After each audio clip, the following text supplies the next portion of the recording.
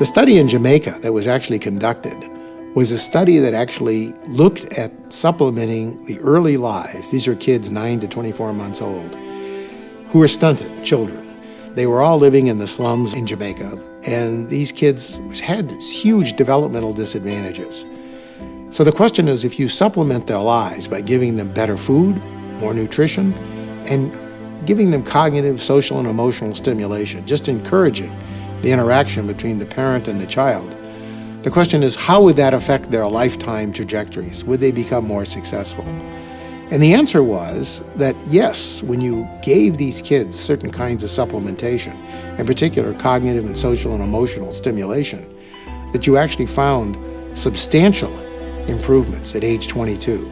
These kids were more likely to be educated, less likely to be engaged in crime, much more likely to migrate to either the US or UK. They had much higher earnings at age 22. Now you ask, well, what was the feature that created that possibility? Just giving them nutrition alone, even though they had problems, challenges with nutrition, giving them nutrition alone was not enough. What was necessary was also giving them the cognitive and social emotional stimulation. But the core ingredient, how that was given, was by stimulating the interaction between the parent and the child. So it was parenting again. This was an intervention that stimulated the mother to be able to interact with the child, and then it carried over the whole life cycle of the child.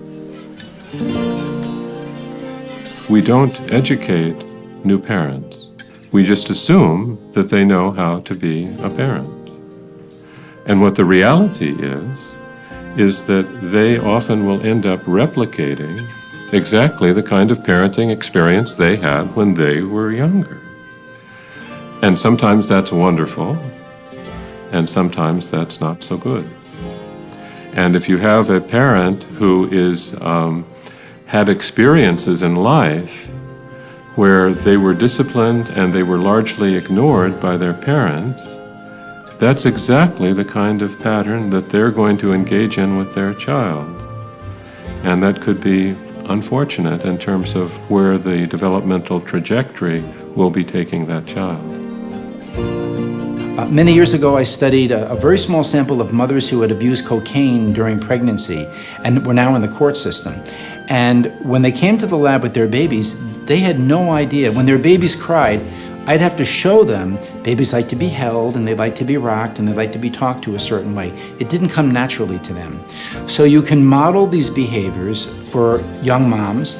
There's a program called the Nurse Visiting Partnership, where these are high-risk families, firstborn child, high risk because they're poorly educated and living in poverty, and a nurse comes in and visits maybe a few times a week. And during those visits, she teaches the mother how to be more sensitive to the baby's needs, how to not get emotional, how not to get angry at a baby. So you teach the mothers how to regulate their own emotion.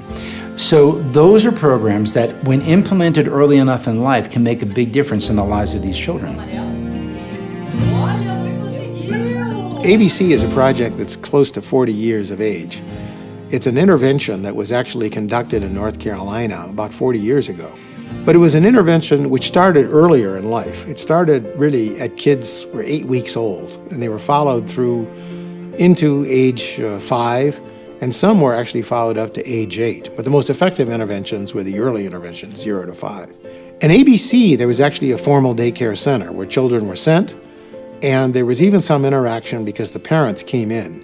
Some of the most unexpected effects came in dimensions that nobody even thought about when the program was devised. See, originally, and much of the education literature is thinking only about promoting cognition. What people didn't understand was that also in improving the cognitive abilities, you were improving the social and emotional capabilities. And what nobody expected was that at age 35, these children who were in this program gained greater self-control, they had greater sense of presence of their own lives, and they were actually leading healthier lives. The greater ability to learn from the environment, to learn about what's good for you, what's bad for you, and to act on that information through self-control and motivation. These children were healthier adults, and it looks like they're going to be healthier people into their older ages.